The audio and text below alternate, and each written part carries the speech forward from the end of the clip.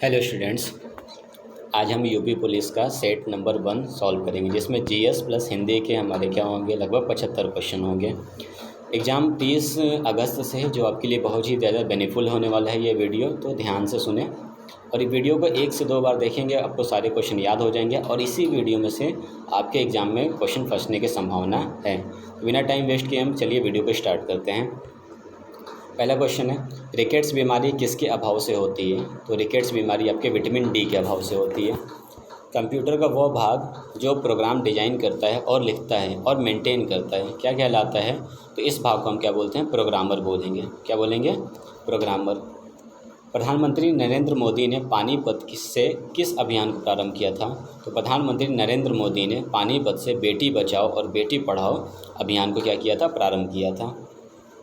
अंतरिक्ष यात्री को अंतरिक्ष से आकाश कैसा दिखता है? तो अंतरिक्ष यात्री को अंतरिक्ष से आकाश जो है वो काला दिखाई देता है। क्वेश्चन नंबर 5, क्रायोजेनिक्स का मतलब क्या है? तो क्रायोजेनिक्स का मतलब होता है बहुत निम्न तापमान का अध्ययन करना। जहाँ पे बहुत निम्न तापमान का अध्ययन करते हैं उसको हम क्रायोजेनिक्स में क्या करते हैं? स्टडी करते हैं। नेक्स्ट क्वेश्चन, रिकेट्स बीमारी किसके अभाव से होती है? तो रिकेट्स बीमारी विटामिन डी के अभाव से हो जाता है। रिकेट्स जो बीमारी होता है उसको बच्चों में बोला जाता है और ऑस्टियोमलेशिया जो होता है वो बड़ों के लिए बोला जाता है। दोनों ही विटामिन डी की कमी से होती हैं। कंप्यूटर का वह भाग जो प्रोग्राम को डिजाइन करता है, लिखता है और क्या करता है? मेंटेन करता है, क्या कहलाता है? तो प्रोग्रामर कहलाएगा।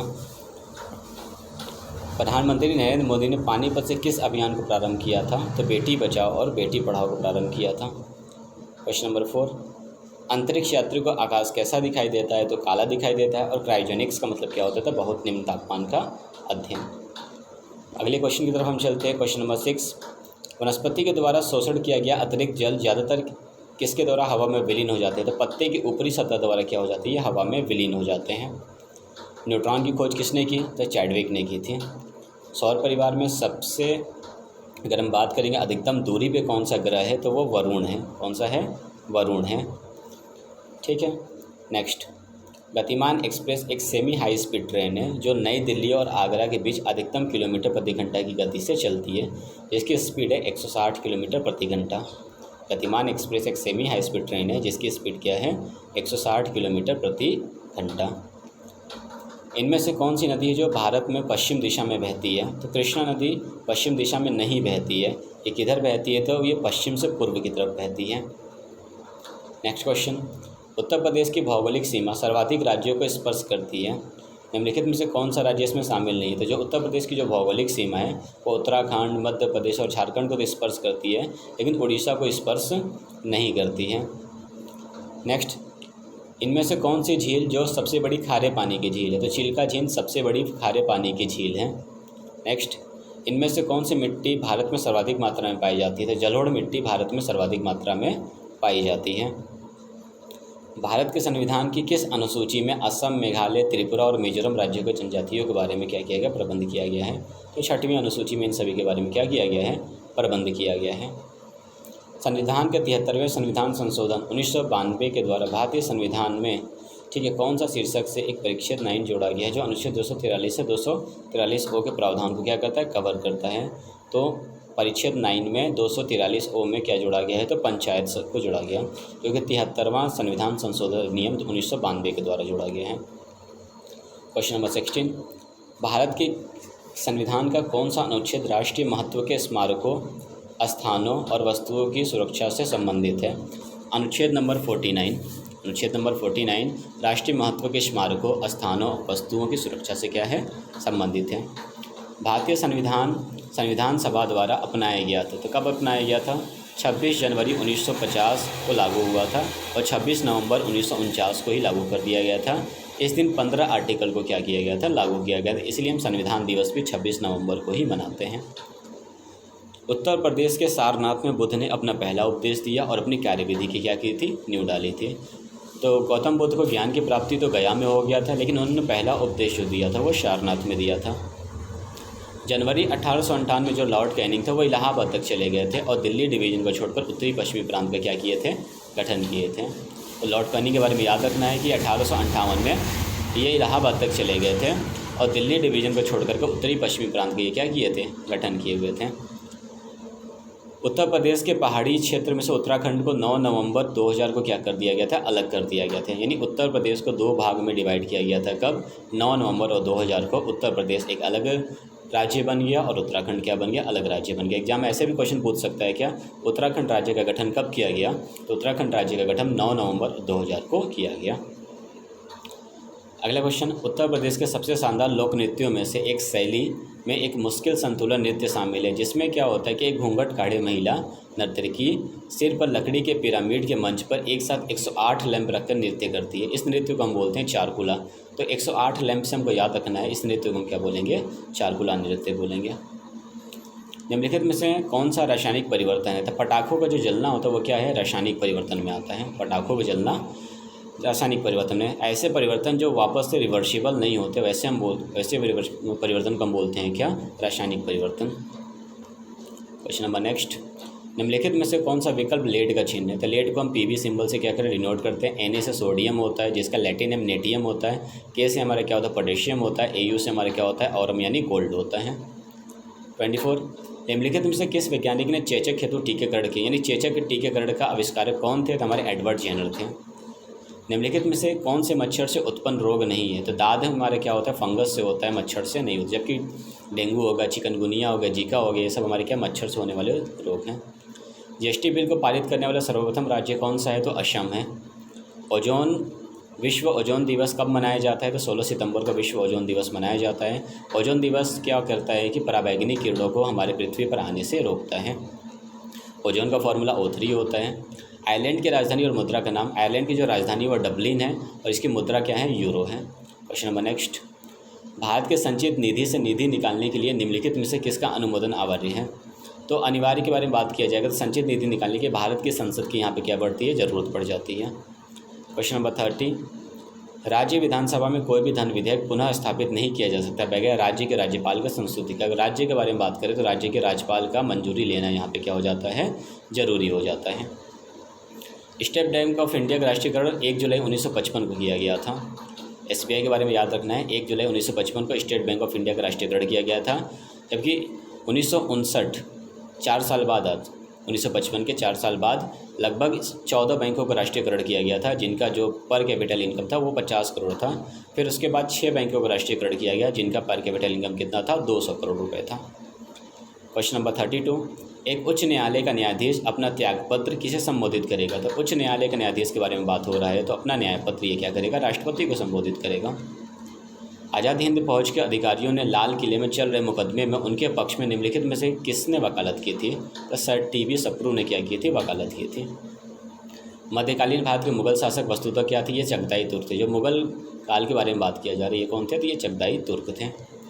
प्रधानमंत्री नरेंद्र मोदी द्वारा उद्घाटन किए गए one earth one health advantage health care India 2023 के 6वें संस्करण की थीम क्या थी, तो one world one health.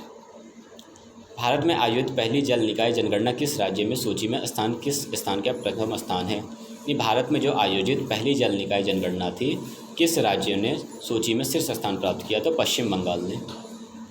Question number 37, Bharat की जनगणना या फिर भारत की G20 अध्यक्षता में विज्ञान 20 सम्मेलन का आयोजन किस स्थान पर किया गया, अगरतला में। अगर भारत में G20 अध्यक्षता की बात करेंगे कि विज्ञान 20 सम्मेलन का आयोजन कहाँ पे किया गया, तो अगरतला में। निम्नलिखित में से किस राजनीतिक दल को राष्ट्रीय दल का दर्जा दिया गया, तो आम आदमी पार्टी को राजनीतिक दल का क्या दिया गया है, दर्जा दिया गया है। ठीक है, क्वेश्चन नंबर नेक्स्ट पे चलते हैं। इनमें से कौन सा शब्द सही है, अब यहाँ से आपका हिंदी स्टार्ट हो जाता है। हिंदी में क्या करना, वर्तनी संबंधी यहाँ पे अशुद्धि है।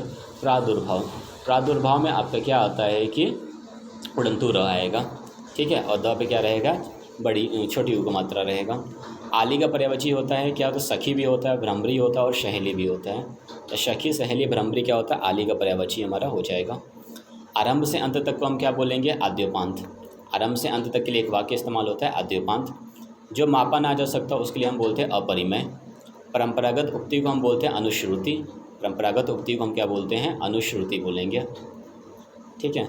विलास में किस प्रत्यय का प्रयोग हुआ था, विलास में किसका, आस का प्रत्यय प्रयोग हुआ है। यथाशक्ति में कौन सा समास है, यथा प्लस शक्ति अव्ययभाव समास।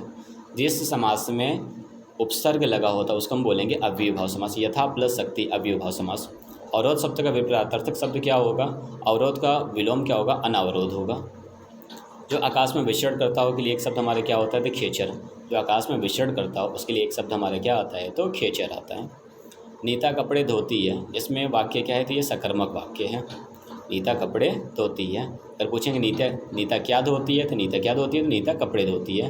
क्वेश्चन करेंगे जब भी हमको सकर्मक या फिर अकर्मक क्वेश्चन पूछेगा, हम क्वेश्चन करेंगे क्या धोती है, तो क्या धोती है, तो कपड़े धोती है। क्वेश्चन नंबर नेक्स्ट, दूध वाला रचना की दृष्टि से क्या है, तो दूध वाला रचना की दृष्टि से क्या है, ये यौगिक है। गर्दन उठाना यानी प्रतिवाद करना होता है। निरुपसर्ग क्या बना होता है, निर्भय से बना होता है। जिसकी परीक्षा हो रही हो के लिए क्या होता है, परीक्षार्थी। धर्म विमुख शब्द का प्रयुक्त समास कौन सा होता है, धर्म से विमुख यानी अलग होने की बात किया जाए। जहाँ भी अलग होने की बात करेंगे वहाँ पे अपदान तत्पुरुष होगा। नेक्स्ट क्वेश्चन, उदक किस शब्द का पर्यायवाची है, तो उदक जल का पर्यायवाची कहलाता है। दीर्घ संधि निम्नलिखित में किस में, तो इत्यादि। इत्यादि में हमारे क्या आता है कि दीर्घ संधि आता है। संज्ञा अथवा विशेषण से बनने वाली क्रिया कहलाती है। संज्ञा अथवा विशेषण से बनने वाली क्रिया को हम बोलते हैं नाम धातु क्रिया। संज्ञा अथवा विशेषण से बनने वाली क्रिया को हम बोलते हैं नाम धातु क्रिया। यह आम मीठा है, यहाँ पे मीठा क्या हो जाएगा, विधेय विशेषण कहलाएगा। पुष्प तत्सम शब्द के लिए हिंदी में तद्भव शब्द क्या होगा, पुष्प के लिए हम क्या इस्तेमाल करते हैं, फूल वर्ग का इस्तेमाल करते हैं। नीचे दिए गए वाक्य का शुद्ध रूप बताइए, तो इसमें शुद्ध रूप हमारा हो जाएगा इसके बाद वे क्या हो गए, लौट गए। क्वेश्चन नंबर नेक्स्ट, अब आपका 60 से लेकर के 63 तक क्या दिया है कि गद्यांश दिया गया है। गद्यांश आपको खुद से पढ़ना होगा, उसमें आंसर खोजना होगा। आंसर खोज करके आप क्या करेंगे कि उसके आंसर देंगे। ठीक है, हम चल रहे हैं नेक्स्ट क्वेश्चन की तरफ चलते हैं।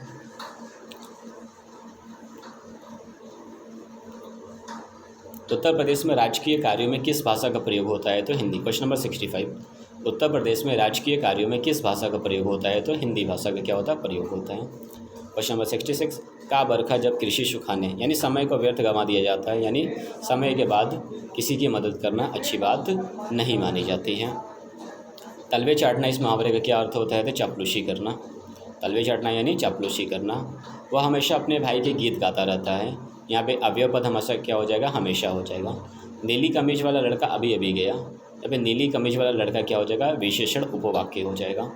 सम उपसर्ग में किस में सब नहीं सुनाई देता है, तो म संख्या में म सुनाई नहीं देता। आंसर क्या हो जाएगा, म संख्या। नीचे दिए गए वाक्य में खाली स्थान को पूरा करना है। सौंदर्य उसकी हंसी में है, सौंदर्य उसकी किस में है, उसके हंसी में, ये भाववाचक संज्ञा है। कानों सुनी बात पर यकीन मत करो, यानी कानों सुनी बात, कानों से सुनी, करण तत्पुरुष। किस किस से झगड़ा करते फिरोगे, किस किस से जब 2 बार क्या हो जाएगा, रिपीट होगा, तो वहाँ पे क्या होगा, सर्वनाम कहलाएगा। वहाँ भयंकर दुर्घटना हुई है, भयंकर दुर्घटना में भयंकर हमारा क्रिया विशेषण है, ना कि प्रविशेषण। ठीक है। बसंत में नाचा बहुत मेरा मन मयूर, यहाँ पे क्या होगा, तो रूपक अलंकार होगा। दुबई कितना सुंदर देश है, रेखांकित शब्द में क्या होगा, विधेय विशेषण होगा। ठीक है। Thank you students. अगर आपको वीडियो पसंद आया हो तो वीडियो को लाइक करें और इसके पार्ट 2 के लिए क्या करें, कमेंट करें। Thank you.